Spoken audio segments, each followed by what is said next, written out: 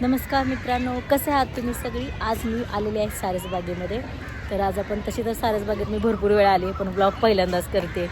तर बऱ्याच दिवसानंतर मी ब्लॉग करते. तर चला आपण सारसबाग फिरूया. काय काय नवीन नवीन बदल केलेत सारसबागेमध्ये, बघूया आपण काय आहे. तर मित्रांनो, हा जो रोड आहे हा स्वारगेटवरून सारसबागेकडे येण्याचा रोड आहे आणि स्वारगेटवरून 4 ते 5 मिनिटाच्या अंतरावर ही आपल्याला सारसबाग लागते. आणि इथे येण्यासाठी तुम्हाला पुण्यातून इझिली बस आणि ऑटो अवेलेबल होतील. तर चला आपण सारसबाग एक्सप्लोर करू.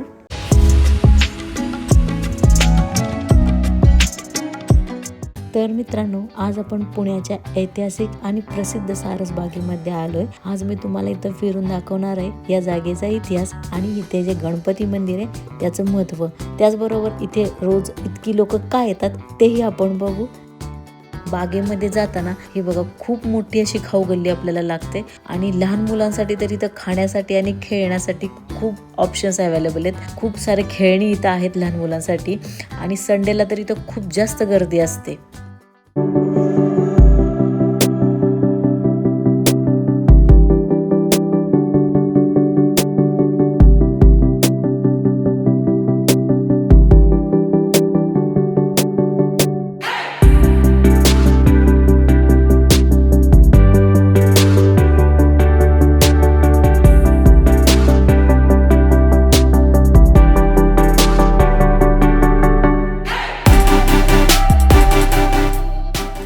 बागेमध्ये जातानाच हे बघा, छोटे छोटे असे स्टॉल आहेत ह्या मटकी भेळचे आणि ही मटकी भेळ इथली प्रसिद्ध मटकी भेळ आहे.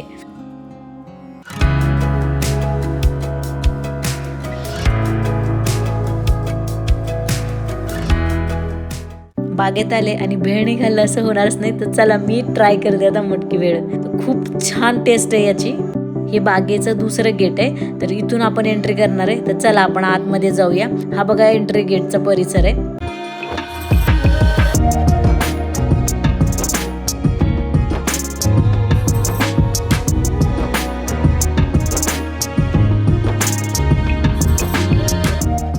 तर आपल्या बागेची वेळ आहे सकाळी 6 ते 11 आणि संध्याकाळी 4 ते 8:30 अशी आहे. हे बघा सारसबागेचा परिसर, खूप मोठा असा हा परिसर आहे. मित्रांनो, सारसबागेबद्दल जर बोलायचं झालं तर खूप लोकांना माहीत नाही, पण सारसबागेचा पण इतिहास खूप जुना आहे. ॲक्च्युली पेशवाईंच्या काळामध्ये साधारण 18व्या शतकात इथं खूप मोठा तलाव होता आणि या तलावाच्या मधोमध एक छोटा बेटासारखा भाग होता आणि त्यावर गणपतीचं मंदिर बांधलं होतं. तर म्हणून इथल्या ज्या गणपतीला तळ्यातला गणपती पण म्हटलं जातं.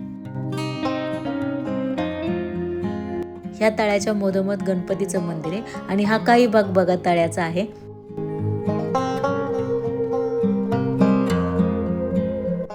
तळ्यावरून हा ब्रिज आहे बघा. या ब्रिजवरून दर्शनासाठी मंदिराकडे जाण्याचा मार्ग आहे.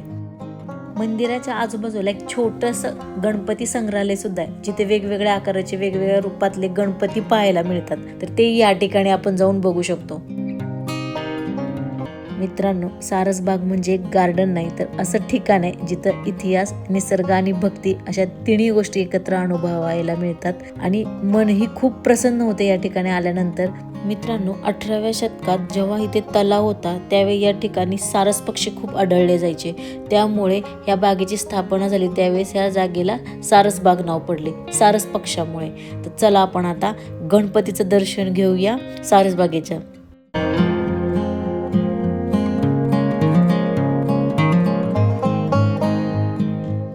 मित्रांनो, पेशवाई काळामध्ये श्रीमंत सवाई माधवराव पेशवे यांनी या बागेमध्ये हे मंदिर उभं केलं आणि या गणपतीला सिद्धिविनायक असं म्हणतात, कारण या गणपतीची सूंड जी आहे ते उजवीकडे वाकलेली आहे, जी खूप शुभ मानली जाते.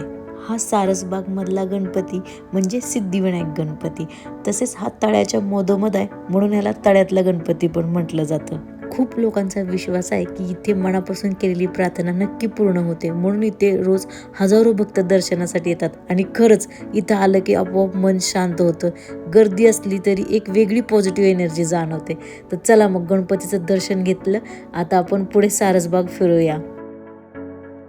मित्रांनो, असे तर 12ही महिने या ठिकाणी सारसबागेत गर्दी बघायला मिळते, पण जेव्हा स्पेशल दिवस असतात जसं की 15 ऑगस्ट, 26 जानेवारी, गणेश चतुर्थी किंवा आपले कोणतेही सण असू देत, त्या ठिकाणी स्पेशल गर्दी त्या दिवशी तुम्हाला बघायला मिळेल. कारण इथं बऱ्याच प्रमाणात लोक व्हिजिट करतात या गार्डनमध्ये. कारण आजच्या धावपळीच्या आयुष्यात थोडा वेळ शांत बसायला, मनाला रिलॅक्स करायला जर कुठे जायचं असेल तर सारसबाग हे पुणेकरांचं फेवरेट ठिकाण आहे. लहान मुलांपासून ते आजी आजोबांपर्यंत सगळे इथे येतात. कुणी वॉकसाठी, कुणी गप्पा मारायला, तर कुणी फक्त मन शांत करायला. त्यामुळे सगळ्यांचंच हे फेवरेट ठिकाण आहे.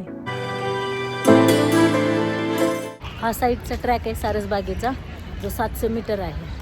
खूप मोठा असा ट्रॅक आहे. आणि ह्या साईडला आतमध्ये बसण्यासाठी. आज संडे असल्यामुळं बरीच गर्दी आहे, पण मजा येते. मित्रांनो, तुम्हाला माझा सारसबाग ब्लॉग कसा वाटला नक्की कमेंट करून सांगा. आणि कोणी कोणी सारसबागेमध्ये आलेलं आहे त्यांनी पण नक्की कमेंट करून सांगा. आणि माझ्या चॅनलला सबस्क्राईब करायला आणि व्हिडिओला लाईक करायला विसरू नका. पुन्हा भेटूया पुढच्या व्हिडिओमध्ये. तोपर्यंत बाय.